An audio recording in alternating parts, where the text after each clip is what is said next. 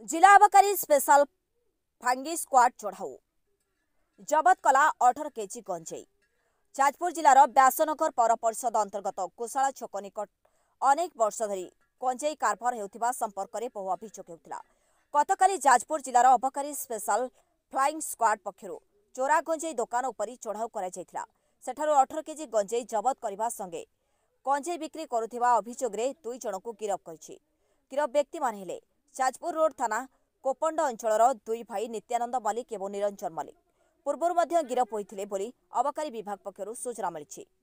गंजेई चोरा चलन संबंध में 3 जन घर कोपंड गाँव कोपंड पोस्ट ऑफिस जाजपुर रोड थाना जाजपुर रोड डिस्ट्रिक्ट जाजपुर 2 जन मानने बापा ना है दुशासन मल्लिक से हूँ 2 भाई संपर्क रक्त 2 भाई जन ना नित्यानंद मल्लिक और जन ना निरंजन मल्लिक।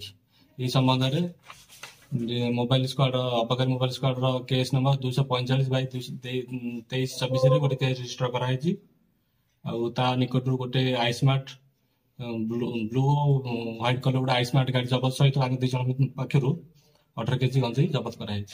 आगुरी से चोरा चाल गंजेई चोरा चाल समय मुझे प्राथमिक तदंत को जानी रोड थाना अंतर्गत पुलिस अरेस्ट करता पूर्व तेज आम पाक जहाँ भी इनपुट जो धरतु किए पब्लिक निज विभाग कर्मचारी इनपुट जब आसला जहाँ भी धरतु ब्रांच गंजेई जगह आसला आम तुरंत जाए जगह रेड कर गिरफ्त कर कोर्ट फरवर्ड कर। जाजपुर मिली महालंक रिपोर्ट न्यूज़ 13 ओडिया।